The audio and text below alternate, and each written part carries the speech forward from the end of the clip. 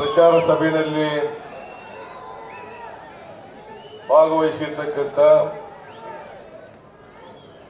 ರಾಜ್ಯದ ಉಪಮುಖ್ಯಮಂತ್ರಿಗಳು ಕೆಪಿಸಿಸಿ ಅಧ್ಯಕ್ಷರು ಆದಂತ ಡಿ.ಕೆ. ಶಿವಕುಮಾರ್ ಅವರೇ, ನನ್ನ ಸಹೋದ್ಯೋಗಿ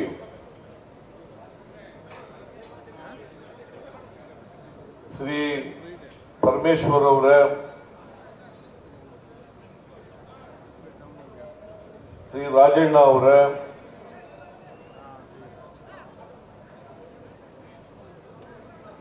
ಶ್ರೀ ಜಯಚಂದ್ರ ಅವರೇ, ಷಡಕ್ಷರಿ ಅವರೇ, ವಾಸು ಅವರೇ, ರಾಜೇಂದ್ರ ಅವರೇ, ಚಂದ್ರಶೇಖರ ಗೌಡ ಅವರೇ, ತುಮಕೂರು ಜಿಲ್ಲಾ ಕಾಂಗ್ರೆಸ್ ಅಧ್ಯಕ್ಷರಾದಂಥ ಚಂದ್ರಶೇಖರ ಗೌಡ ಅವರೇ, ಮಾಜಿ ಶಾಸಕರುಗಳೇ, ತುಮಕೂರು ಜಿಲ್ಲೆಯ ಎಲ್ಲ ಕಾಂಗ್ರೆಸ್ ಪಕ್ಷದ ಮುಖಂಡರುಗಳೇ, ಬ್ಲಾಕ್ ಸಮಿತಿಯ ಅಧ್ಯಕ್ಷರುಗಳೇ, ಇಲ್ಲಿ ಇಷ್ಟೊಂದು ಬೃಹತ್ ಸಂಖ್ಯೆಯಲ್ಲಿ ಸೇರಿರ್ತಕ್ಕಂಥ ಎಲ್ಲ ಆತ್ಮೀಯ ಕಾರ್ಯಕರ್ತ ಬಂಧುಗಳೇ, ತಾಯಂದಿರೇ, ಎಲ್ಲ ಯುವಕ ಮಿತ್ರರೇ, ಸುದ್ದಿ ಮಾಧ್ಯಮದ ಎಲ್ಲ ಗೆಳೆಯರೇ, ಸಮಯ ಬಹಳ ಕಡಿಮೆ ಇರೋದ್ರಿಂದ ಹೆಚ್ಚು ಮಾತಾಡಲಿಕ್ಕೆ ಹೋಗಲ್ಲ. ಯಾಕಂತಂದ್ರೆ ನಾನು ಇಲ್ಲಿಂದ ಬೆಂಗಳೂರಿಗೆ ಹೋಗಿ ಬೆಂಗಳೂರಿಂದ ಮತ್ತೆ ಮೈಸೂರಿಗೆ ಹೋಗ್ಬೇಕು. ಮೈಸೂರಿನಲ್ಲಿ ನರಸಿಂಹರಾಜ ವಿಧಾನಸಭಾ ಕ್ಷೇತ್ರದಲ್ಲಿ ಕಾರ್ಯಕರ್ತರ ಸಭೆ ಇದೆ. ಮತ್ತೆ 5:30 ಗಂಟೆಗೆ ನಮ್ಮ ಹೆಲಿಕಾಪ್ಟರ್ ಇಲ್ಲಿಂದ ಬಿಡಲೇಬೇಕಾಗ್ತದೆ. ಅದಕ್ಕೋಸ್ಕರ ನಾನು ಬಹಳ ಕಡಿಮೆ ಮಾತಾಡಲಿಕ್ಕೆ ಬಯಸ್ತೇನೆ. ಇನ್ನೊಂದು ದಿನ ಬರ್ತೇನೆ. ನಾನು ಕಳೆದ ಲೋಕಸಭಾ ಚುನಾವಣೆಯಲ್ಲಿ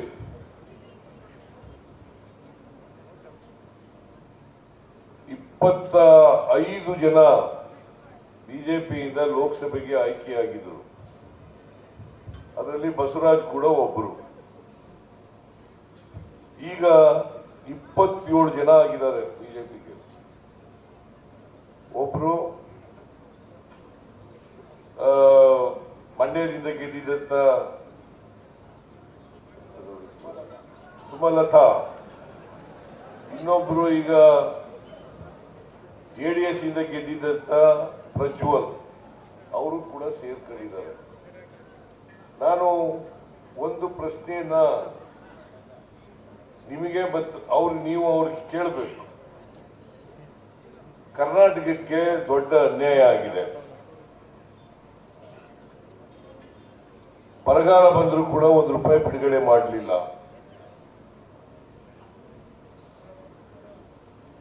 ಕರ್ನಾಟಕಕ್ಕೆ 15ನೇ ಹಣಕಾಸಿನ ಆಯೋಗ ಶಿಫಾರಸು ಮಾಡಿದಂತ ಹಣವನ್ನೂ ಕೂಡ ಕೊಡಲಿಲ್ಲ. ಅವರೇ ಬಜೆಟ್ನಲ್ಲಿ ಅಪ್ಪರ್ ಭದ್ರಾ ಯೋಜನೆಗೆ 5,300 ಕೋಟಿ ಕೊಡ್ತೀವಿ ಅಂತ ಹೇಳಿ ಇವತ್ತವರೆಗೆ ₹1 ಕೊಡಲಿಲ್ಲ. ಇಷ್ಟೆಲ್ಲ ಕನ್ನಡಿಗರಿಗೆ ಅನ್ಯಾಯ ಆದರೂ ಕೂಡ ಒಂದು ದಿನ ಬಿಜೆಪಿಯ ಲೋಕಸಭಾ ಸದಸ್ಯರು ಈ ವಿಚಾರಗಳ ಬಗ್ಗೆ ಪ್ರಸ್ತಾಪ ಮಾಡಿದ್ದಾರಾ? ಬಾಯಿ ಬಿಟ್ಟಿದ್ದಾರಾ? ಇಲ್ಲ. ಅಂದಮೇಲೆ ಇವ್ರು ಯಾಕೆ ಲೋಕಸಭೆಗೆ ಹೋಗ್ಬೇಕು? ಈಗ ಸೋಮಣ್ಣನವರನ್ನ ಬೆಂಗಳೂರಿನಿಂದ ಕರ್ಕೊಂಡ್ಬಂದು ಇಲ್ಲಿ ನಿಲ್ಲಿಸಿದ್ದಾರೆ. ಕಳೆದ ವಿಧಾನಸಭಾ ಚುನಾವಣೆಯಲ್ಲಿ ಬೆಂಗಳೂರಿನಿಂದ ಕರ್ಕೊಂಡ್ಬಂದು ನನ್ನ ಮೇಲೆ ನಿಲ್ಲಿಸಿದ್ರು. ಆಮೇಲೆ ಚಾಮರಾಜನಗರದ ಪುಟ್ಟರಂಗ ಶೆಟ್ಟಿ ಮೇಲೂ ಕೂಡ ನಿಲ್ಲಿಸಿದ್ರು.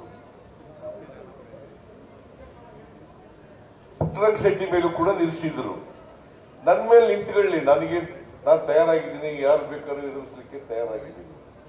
ನನ್ನ ಮೇಲೆ ನಿಂತ್ಕೊಳ್ಳೋದಕ್ಕೆ ವಿರೋಧ ಇಲ್ಲ.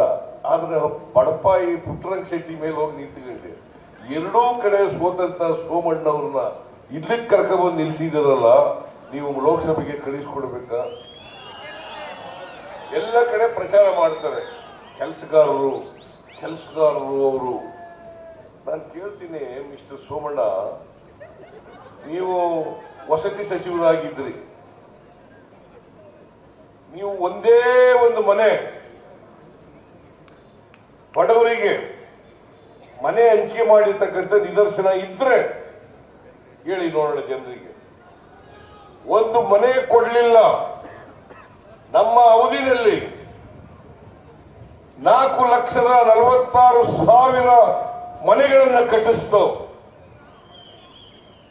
14,46,000 ಮನೆಗಳನ್ನು ಕಟ್ಟಿಸ್ತು. ನಾವು ವರ್ಷಕ್ಕೆ 3 ಲಕ್ಷ ಮನೆಗಳನ್ನು ಕಟ್ಟಿಸ್ತೀವಿ ಅಂತ ಹೇಳಿದ್ದು. 15 ಲಕ್ಷ ಮನೆಗಳನ್ನು ಕಟ್ಟಿಸೋದ್ರಲ್ಲಿ 14,46,000 ಮನೆಗಳನ್ನು ಕಟ್ಟಿಸ್ತು. ಮಿಸ್ಟರ್ ಸೋಮಣ್ಣ, ನೀವು ಒಂದೇ ಒಂದು ಮನೆ ಬಡವರಿಗೆ ಹೊಸದಾಗಿ ಕಟ್ಟಿಸ್ಕೊಡ್ತೀನಿ ಅಂತ ನಿದರ್ಶನ ಇದ್ರೆ ಆ ದಾಖಲಾತಿ ಜನಗಳ ಮುಂದೆ ಇಟ್ಟು ನಾನು ಕೆಲಸಗಾರ ಇಲ್ಲಪ್ಪ ಕೆಲಸ ಮಾಡಿದ್ದೀಯ ನೀನು. ನೀವೇ ಹೇಳಿ, ಈ ಸೋಮಣ್ಣವರನ್ನ ಲೋಕಸಭೆಗೆ ಕಳಿಸಿದ್ರೆ ನಿಮ್ಮ ಸಮಸ್ಯೆಗಳನ್ನ ಪ್ರಸ್ತಾಪ ಮಾಡ್ತಾರ? ಅವರು ಪ್ರಸ್ತಾಪ ಮಾಡ್ತಾರ?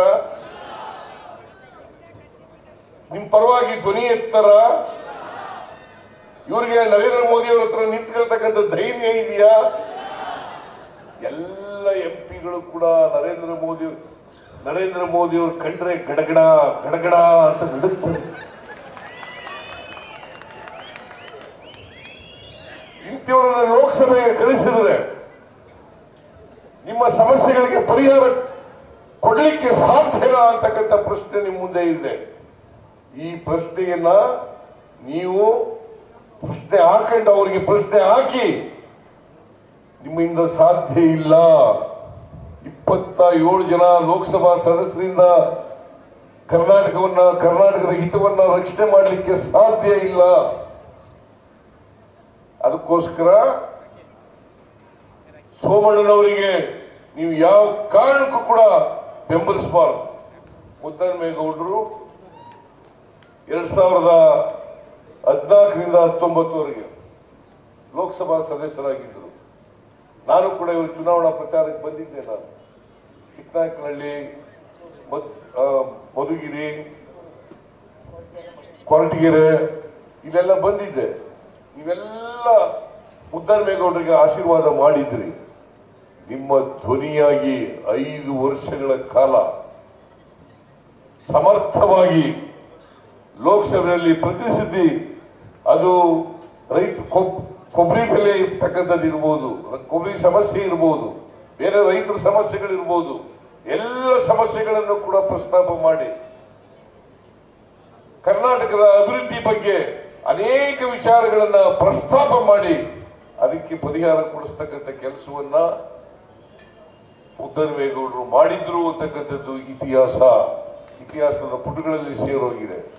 ಇಂಥವರನ್ನ ಕಳಿಸಬೇಕ ಲೋಕಸಭೆಗೆ, ಇಲ್ಲ ಬಾಯಿನೇ ಬಿಡದೆ ಇರತಕ್ಕಂಥವ್ರನ್ನ ಕಳಿಸ್ಬೇಕಾ ಅಂತಕ್ಕಂಥದ್ದನ್ನು ನೀವು ತೀರ್ಮಾನ ಮಾಡಬೇಕಾಗ್ತದೆ. ತೀರ್ಮಾನ ಮಾಡ್ತೀರಿ ಅಲ್ವಾ? ಮುದ್ದನ್ಮೇಗೌಡರನ್ನು ಗೆಲ್ಲಿಸ್ತೀರಿ ಅಲ್ವಾ? ಗೆಲ್ಲಿಸ್ತೀರಾ? ಇವತ್ತು ಬಾಬಾ ಸಾಹೇಬ್ ಅಂಬೇಡ್ಕರ್ ಅವರ ಜನ್ಮದಿನ. ಬಾಬಾ ಸಾಹೇಬ್ ಅಂಬೇಡ್ಕರ್ ಅವರ ಜನ್ಮದಿನ ಇವತ್ತು ಇಡೀ ದೇಶದಲ್ಲಿ ಅವರ ಜನ್ಮದಿನವನ್ನು ಆಚರಣೆ ಮಾಡ್ತಾ ಇದ್ದೀವಿ. ಅವರನ್ನು ಸ್ಮರಿಸ್ಕೊಳ್ತಕ್ಕಂಥ ಕೆಲಸವನ್ನು ಮಾಡ್ತಾ ಇದ್ದೀವಿ.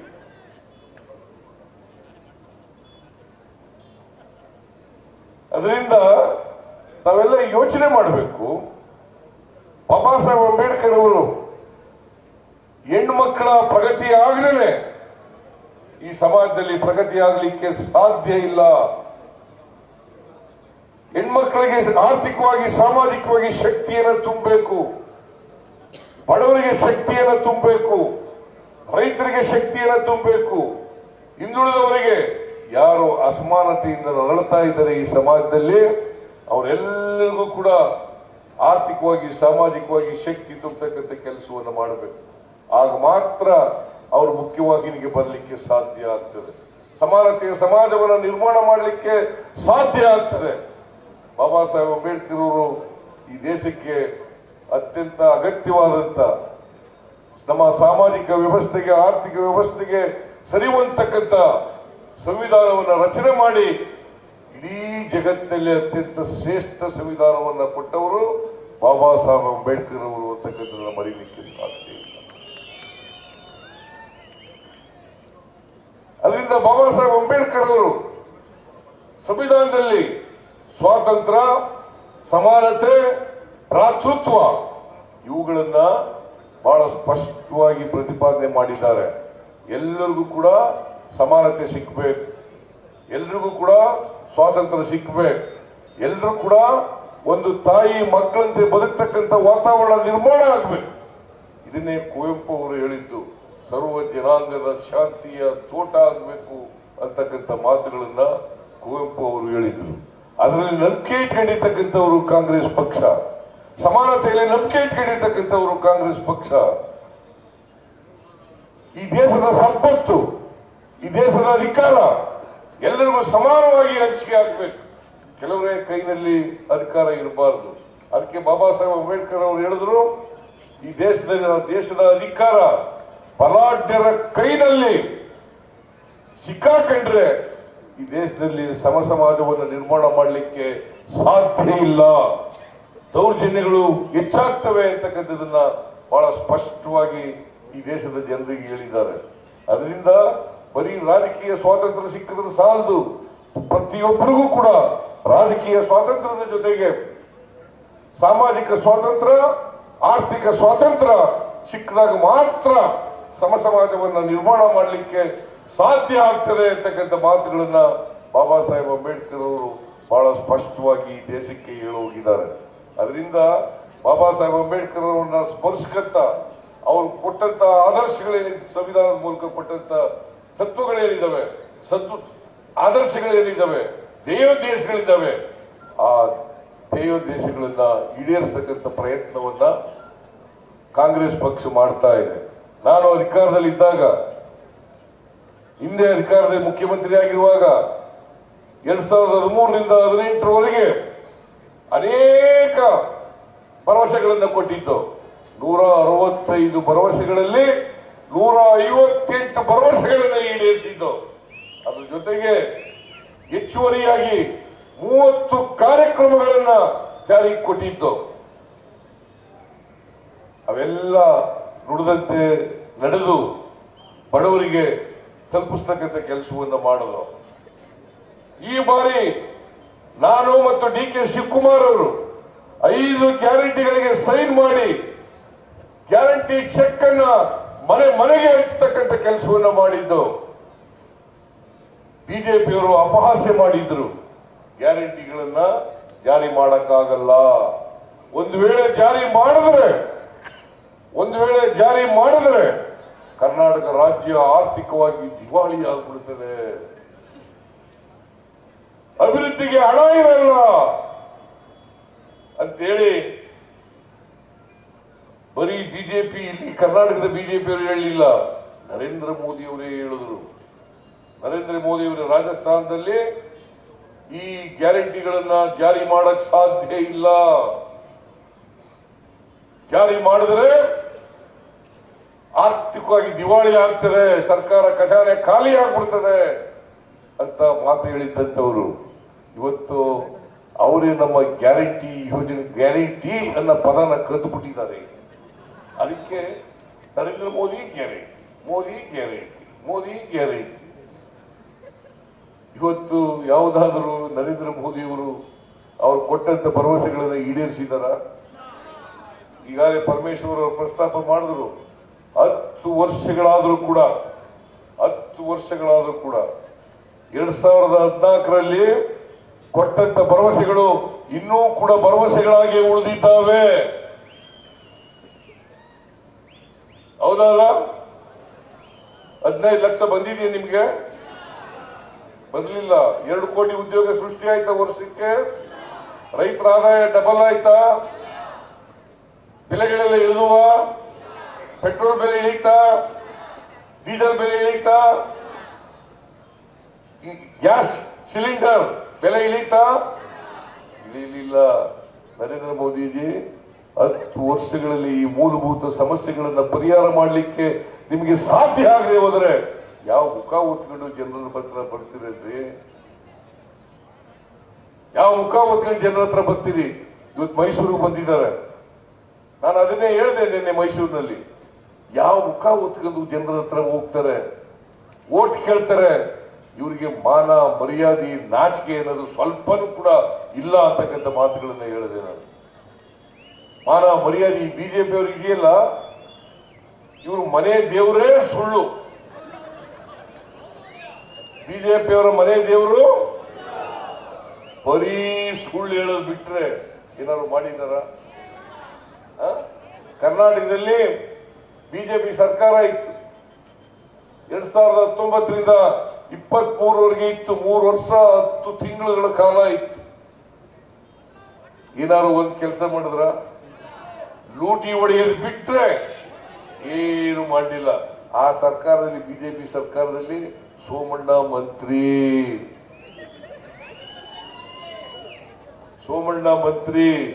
ಆ ಲೂಟಿ ಹೊಡಿತಂತ ಸರ್ಕಾರದ ಪಾಲ್ದಾರ ಸೋಮಣ್ಣ. ಬಡವರಿಗೊಂದು ಮನೆ ಕಟ್ಟಿಕೊಡಕ್ಕಾಗ್ಲಿಲ್ವಲ್ಲ ಸೋಮಣ್ಣ? ನೀನು ಪಾರ್ಲಿಮೆಂಟ್ಗೆ ಹೋಗಿ ಏನಪ್ಪ ಮಾಡಕ್ಕಾಗುತ್ತೆ? ಧ್ವನಿ ಇದೆಯಾ ನಿನಗೆ? ಜನರು ಪ್ರತಿನಿಧಿಸ್ತಕ್ಕಂಥ ಶಕ್ತಿ ಇದೆಯಾ ನಿಮಗೆ? ದಯಮಾಡಿ ನಾನು ಹೇಳ್ತೀನಿ, ನಿಮ್ಮಲ್ಲಿ ಕೈ ಜೋಡಿಸಿ ಪ್ರಾರ್ಥನೆ ಮಾಡ್ತೀನಿ, ಯಾವ ಕಾರಣಕ್ಕೂ ಕೂಡ ಸೋಮಣ್ಣನ, ನಾವು ಮೈಸೂರಿನಲ್ಲಿ 2 ಕಡೆ ಸೋತ್ ಬಂದಿದ್ದಾರೆ. ಈಗ ಎಲ್ಲಿ ನನ್ನ ಮೇಲೆ ನಿಂತಿದ್ರು, ನಮ್ಮಲ್ಲಿ ಸೋತರು. 48,000 ಮತಗಳ ಅಂತರದಿಂದ ಸೋತರು. ಅಲ್ಲಿ ಪುಟ್ಟರಂಗಶೆಟ್ಟಿ ಮೇಲೆ 12,000 ಮತಗಳ ಅದರಿಂದ ಸೋತರು. ಈಗ ದುಡ್ಡಿದೆ ಅಂದ್ಬಿಟ್ಟು ಇಲ್ಲಿ ಕರ್ಕೊಂಡ್ಬಂದು ನಿಲ್ಲಿಸಿದ್ದಾರೆ. ದುಡ್ಡಿದೆ ಅಂತೇಳಿ ಅಂದ್ರೆ ಎಷ್ಟು ದುಡ್ಡು ಮಾಡಿರ್ಬೇಕು ಹೇಳಿ ನೋಡೋಣ. ಈಗ ಮೊನ್ನೆ 10 ತಿಂಗಳಿಂದ 2 ಚುನಾವಣೆಗಳು ಮಾಡಿ ಈಗ ಮತ್ತೆ ಲೋಕಸಭಾ ಚುನಾವಣೆಗೆ ಅಲ್ಲಿ ನನ್ನ ಮೇಲೇನೆ 50-60 ಕೋಟಿ ಖರ್ಚು ಮಾಡಿದ್ರು. ಪುಟ್ಟರಂಗಶೆಟ್ಟಿ ಮೇಲೆ 50 ಕೋಟಿ ಖರ್ಚು ಮಾಡಿದ್ರು. ಈಗ ಇಲ್ಲಿ ಬಂದಿದ್ದಾರಲ್ಲ, ಇಲ್ಲಿ ಪಾಪ ಮುದ್ದನ್ಮೇಗೌಡರು ಇವರು ಪ್ರಾಮಾಣಿಕವಾಗಿ ಸರಳ ವ್ಯಕ್ತಿತ್ವ ಹೊಂದಿರತಕ್ಕಂಥ ವ್ಯಕ್ತಿ, ಮತ್ತೆ ಜನರ ಪರವಾಗಿರ್ತಕ್ಕಂಥವ್ರು, ಬಡವರ ಪರವಾಗಿರ್ತಕ್ಕಂಥವ್ರು, ಹಿಂದುಳಿದವರ ಪರವಾಗಿರ್ತಕ್ಕಂಥವ್ರು, ದಲಿತರ ಪರವಾಗಿರ್ತಕ್ಕಂಥವ್ರು, ರೈತರ ಪರವಾಗಿರ್ತಕ್ಕಂಥವ್ರು, ಮಹಿಳೆಯರ ಪರವಾಗಿರ್ತಕ್ಕಂಥವ್ರು.